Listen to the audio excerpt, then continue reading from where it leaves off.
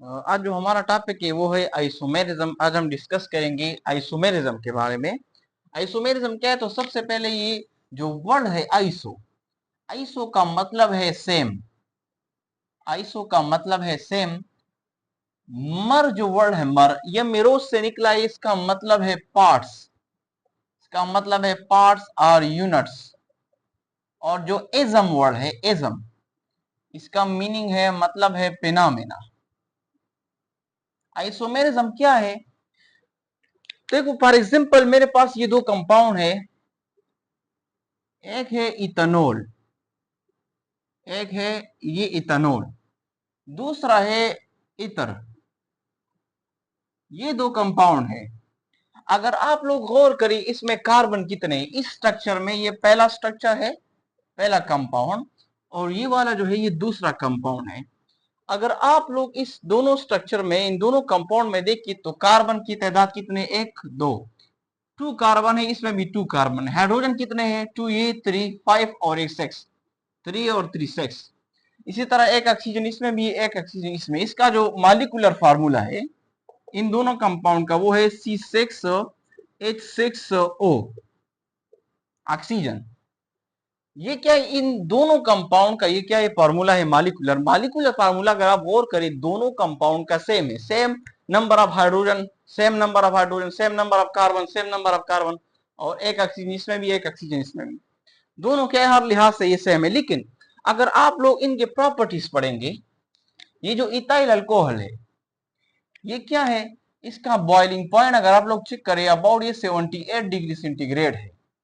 जबकि अगर आप इस एथर का बॉइलिंग पॉइंट चेक करेंगे तो ये 28 डिग्री सेंटीग्रेड है, 28 है तकरीबन अबाउट। मैं हो सकता है मैं मिस्टेक करूं, लेकिन हो सकता है, लेकिन इससे क्या, इससे ये कम है, 28 डिग्री सेंटीग्रेड आई थिंक है। इसी तरह ये जो इथाइल अल्कोहल है या इथेनॉल है ये सॉल्युबल है, सॉल्युबल इन वाटर। ये वाटर में क्या है? ये वाटर में सॉल्युबल है। लेकिन ये जो ये भी सॉल्युबल है, लेकिन ये पार्शियली सॉल्युबल है, पार्शियली सॉल्युबल इन वाटर। अब दोनों कंपाउंड को आप लोग गौर से देखिए, इनमें कार्बन भी सेम है, हाइड्रोजन भी सेम है, ऑक्सीजन भी सेम है। लेकिन फिर भी इनके जो प्रॉपर्टीज अगर आप लोग गौर करिए यहाँ पे, इसके प्रॉपर्टी अलग है इथाइल अल्कोहल की। ये जो इथर इसकी जो प्रॉपर्टी है वो इनसे अलग है। तो आइसोमेरिज्म क्या है? आइसोमेरिज्म का मतलब है कि दो या दो से ज्यादा ऐसे ऑर्गेनिक कंपाउंड, टू और टू से ज्यादा ऐसे ऑर्गेनिक कंपाउंड जिसका जो मॉलिक्यूलर फार्मूला है वो सेम हो, वो सेम हो, बट वो कंपाउंड एक दूसरे से मुख्तलिफ हो। किस बेस पे? स्ट्रक्चर बेस पे। या तो उनका स्ट्रक्चर एक दूसरे से मुख्तलिफ हो, और उनकी जो प्रॉपर्टीज है वो एक दूसरे से क्या हो? मुख्तलिफ हो। प्रॉपर्टीज में हो सकता है कि फिजिकल प्रॉपर्टी हो, फिजिकल हो, या केमिकल हो, दोनों हो सकती है। तो ऐसा फिनोमेना जिसमें दो या दो से ज्यादा ऑर्गेनिक कंपाउंड हो, और उन ऑर्गेनिक कंपाउंड का अगर मॉलिक्यूलर फार्मूला सेम है, लेकिन अगर उनके स्ट्रक्चर में डिफरेंस है या उनके प्रॉपर्टीज में मे बी फिजिकल हो, मे बी केमिकल हो, then such type of phenomena को कहते हैं आइसोमेरिज्म। ये क्या कहलाता है? इसको हम कहते हैं आइसोमेरिज्म। अब आते हैं types of isomerism. Types of isomerism. Isomerism की किस्में, तो मेन दो किस्में हैं आइसोमेरिज्म की। एक को हम कहते हैं स्ट्रक्चरल कॉन्स्टिट्यूशनल आइसोमेरिज्म, और दूसरी को हम कहते हैं स्टीरियो आइसोमेरिज्म। पहला टाइप क्या है? स्ट्रक्चरल आइसोमेरिज्म, स्ट्रक्चरल, और इसको हम कहते हैं कॉन्स्टिट्यूशनल, कॉन्स्टिट्यूशनल आइसोमेरिज्म, आइसोमेरिज्म। और दूसरा किस्म क्या है? दूसरा है स्टीरियो आइसोमेरिज्म, स्टीरियो आइसोमेरिज्म। एक स्ट्रक्चरल आइसोमेरिज्म या कॉन्स्टिट्यूशनल आइसोमेरिज्म है, और दूसरा टाइप है स्टीरियो आइसोमेरिज्म। अब इनके जो है इन दोनों टाइप्स की फर्दर कुछ किस्में है, और कौन कौन सी किस्में इसकी, तो अभी हम इसको डिस्कस करते हैं। जो स्ट्रक्चरल आइसोमेरिज्म है, स्ट्रक्चरल आइसोमेरिज्म, पहला टाइप क्या है? Structural isomerism. Structural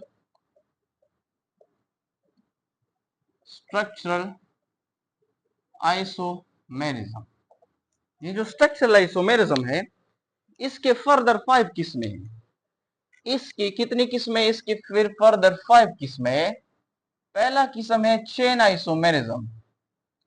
chain isomerism. दूसरा किस्म है पोजीशन आइसोमेरिज्म। दूसरा क्या है? Position isomerism. तीसरा किस्म इसका है functional group isomerism. Functional group isomerism. चौथा किस्म है मीटामेरिज्म। मीटामेरिज्म।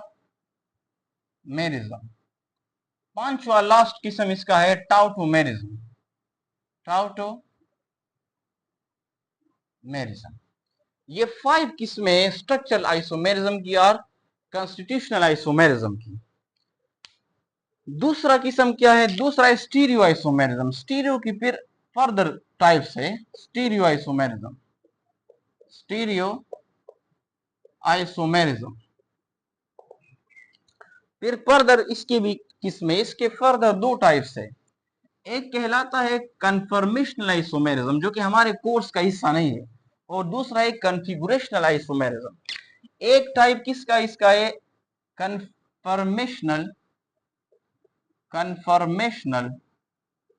आइसोमेरिज्म। कन्फर्मेशनल, जो कि हमारे कोर्स का हिस्सा नहीं है। दूसरा है कन्फिगुरेशनल आइसोमेरिज्म। कन्फिगुरेशनल आइसोमेरिज्म। फिर ये जो कन्फिगुरेशनल आइसोमेरिज्म है, इसके फर्दर 2 किस्में हैं। एक कहलाता है ज्योमेट्रिकल आइसोमेरिज्म। एक कहलाता है ज्योमेट्रिकल आइसोमेरिज्म, और दूसरा है ऑप्टिकल आइसोमेरिज्म। Optical isomerism. तो ये है हमारे साथ ब्रॉडली क्लासिफिकेशन आइसोमेरिज्म का। आज जो हम डिस्कस करेंगे स्ट्रक्चरल आइसोमेरिज्म, और स्ट्रक्चरल आइसोमेरिज्म में हम पढ़ेंगे जस्ट चेन आइसोमेरिज्म। तो अब हम स्टार्ट करेंगे स्ट्रक्चरल आइसोमेरिज्म को। स्ट्रक्चरल आइसोमेरिज्म, और उसका एक टाइप इस लेक्चर में कवर करेंगे, जो कि है चेन आइसोमेरिज्म, या उसको हम स्केलेटल आइसोमेरिज्म भी कहते हैं। स्केलेटल।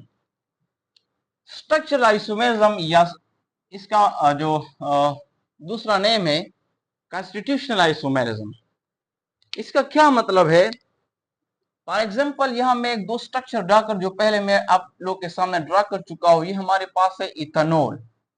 ये क्या है? ये इथेनॉल है। और दूसरा स्ट्रक्चर है इथर का, CH3OCH3। एक इथर है, दूसरा ये इथाइल अल्कोहल या इथेनॉल है। दोनों में अगर आप गौर करें, मॉलिक्यूलर फार्मूला दोनों का सेम है। मॉलिक्यूलर फार्मूला क्या है? सेम है। और क्या है मॉलिक्यूलर फार्मूला? C6H6O। ये इसका मॉलिक्यूलर फार्मूला है दोनों कंपाउंड का। लेकिन अगर आप इनके स्ट्रक्चर को देखिए, या इसकी जो कनेक्टिविटी है, देखो यहां पे जो कार्बन की कनेक्टिविटी है वो अलग है।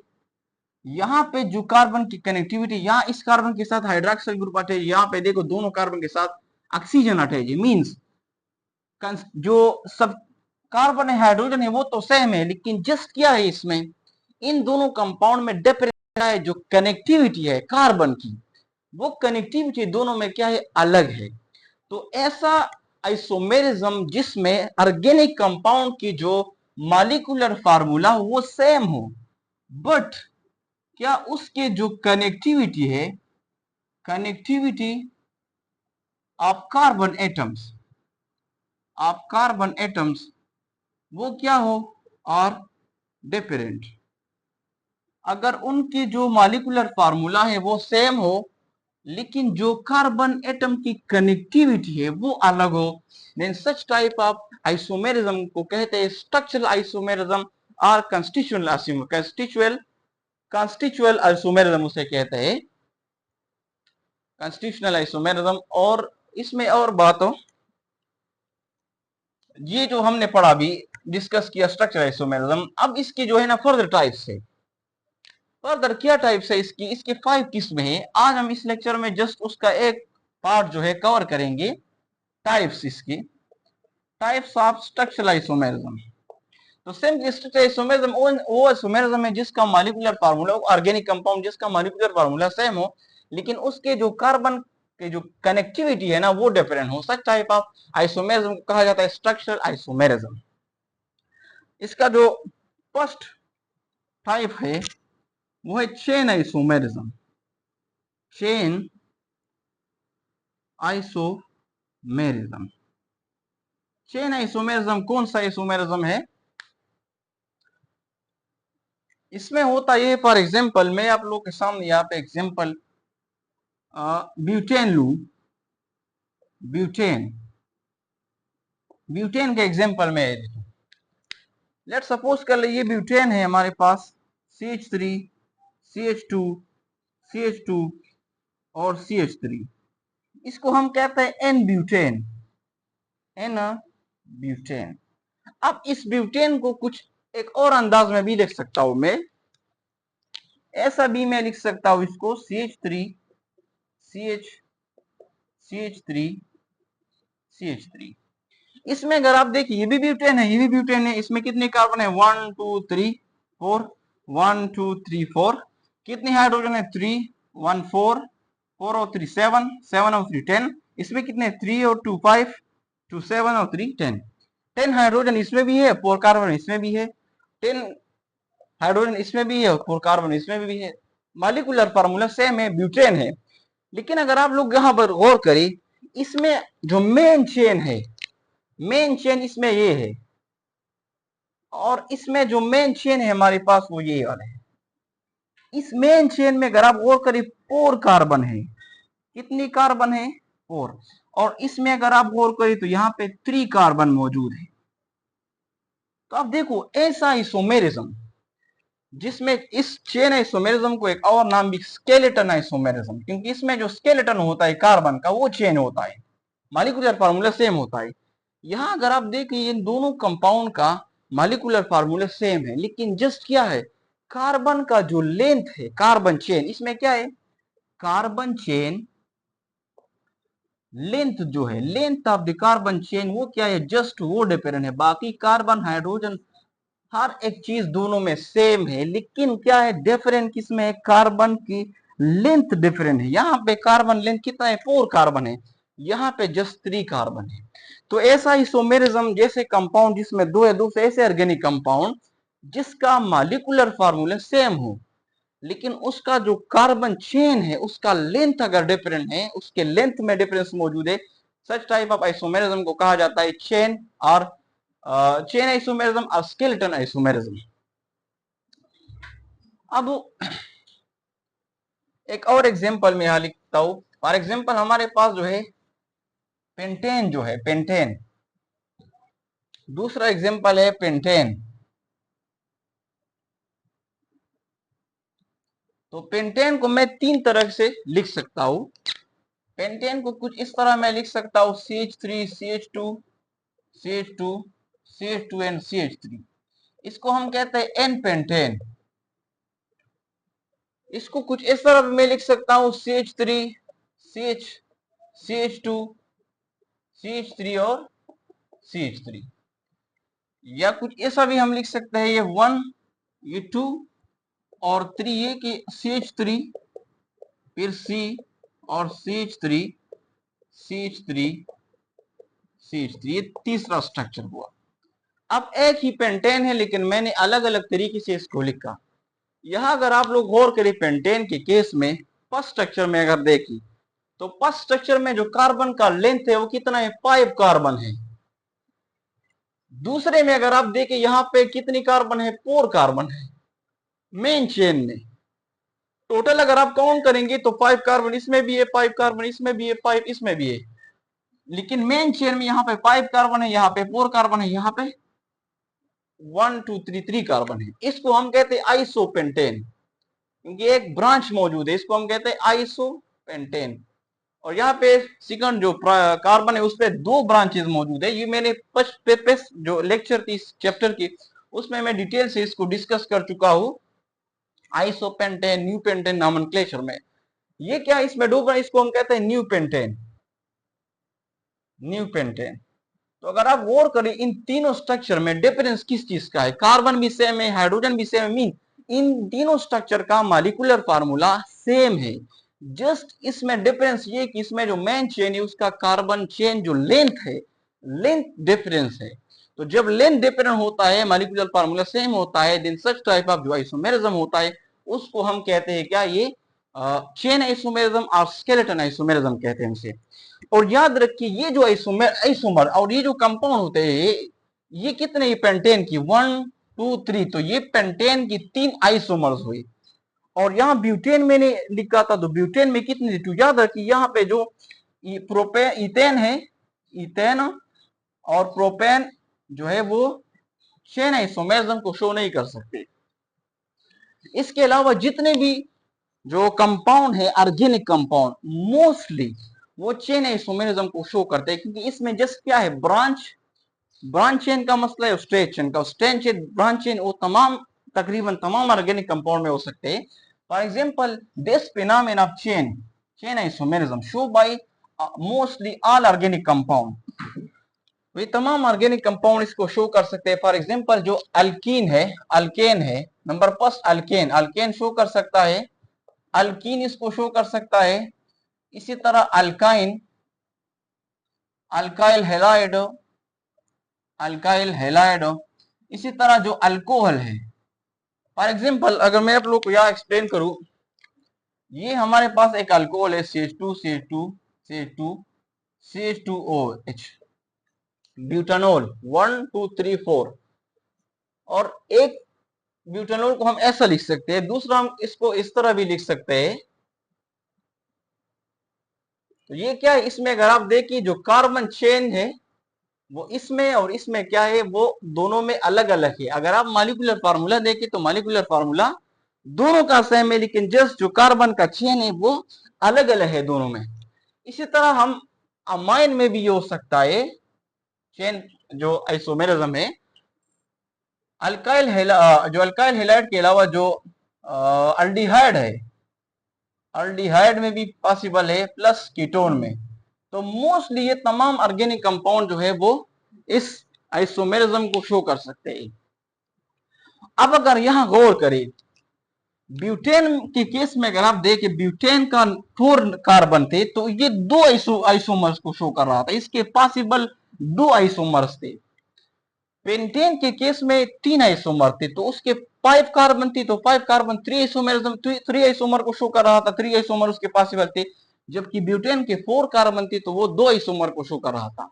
इसका मतलब ये हुआ कि जब कार्बन का नंबर इंक्रीज होता है, जब भी कार्बन का नंबर इंक्रीज होता है, तो कार्बन की इंक्रीज होने के साथ जो आइसोमर्स है वो भी इंक्रीज होते हैं। फॉर एग्जाम्पल इसके लिए फिर मैं आपको ट्रिक बता देता हूं। अगर आपसे कोई ये पूछे कि पेंटेन का या हेक्सेन का कितने चेन आइसोमर पॉसिबल है, आप लोग कैसे निकालेंगे, तो इसके लिए मैं आप लोगों को कुछ ट्रिक बता देता हूं। फॉर एग्जाम्पल आप टू 7 कार्बन, आप टू, अगर आपके पास 7 कार्बन तक आपसे कोई ये पूछे, फॉर एग्जाम्पल आपसे पूछे ब्यूटेन, पेंटेन, हेक्सेन और हेप्टेन, तो 7 कार्बन तक आपने आइसोमर्स, चेन आइसोमर्स एक कंपाउंड कैसे निकालना है। तो इसके लिए फॉर्मूला क्या है, इसके लिए फॉर्मूला है 2 पावर n माइनस 4 प्लस 1।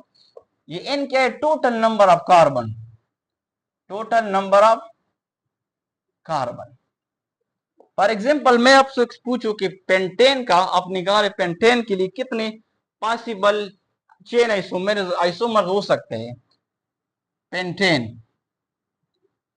तो पेंटेन का मतलब है जिसमें 5 कार्बन है, तो n की जगह मैं लिखूंगा 5, तो 2 पावर 5 माइनस 4 प्लस 1।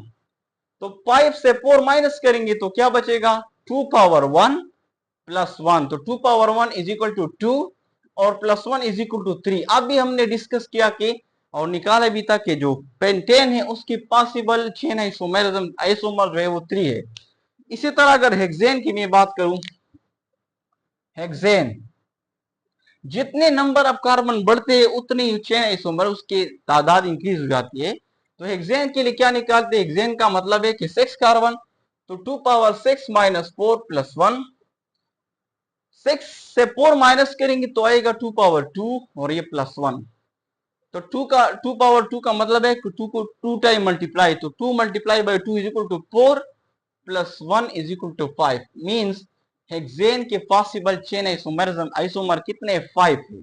इसी तरह आप हेप्टेन के लिए भी कर सकते हैं। ये फार्मूला 7 कार्बन तक वैलिड है, आप यूज कर सकते हैं। अगर इसके अलावा अगर आप टू 8 कार्बन, अगर आपसे पूछे 8 कार्बन के लिए, 8 कार्बन अगर आपसे पूछे अक्टेन, कि अक्टेन के लिए आप बताइए कोई कंपाउंड हो जिसमें 8 कार्बन हो, इसके पॉसिबल कितने आइसोमर्स है। तो उसके लिए फार्मूला है 2 power n minus 4 plus 2, 2 power n minus 4 plus 2, ये जनरल फार्मूला है। तो कैसे निकालेंगे अक्टेन के लिए, तो 2 पावर हो जाएगा 8 माइनस 4, ये 8 हो जाएगा माइनस 4 और प्लस 2, तो ये आएगा 8 से 4 माइनस करेंगे तो 2 पावर 4 और प्लस 2।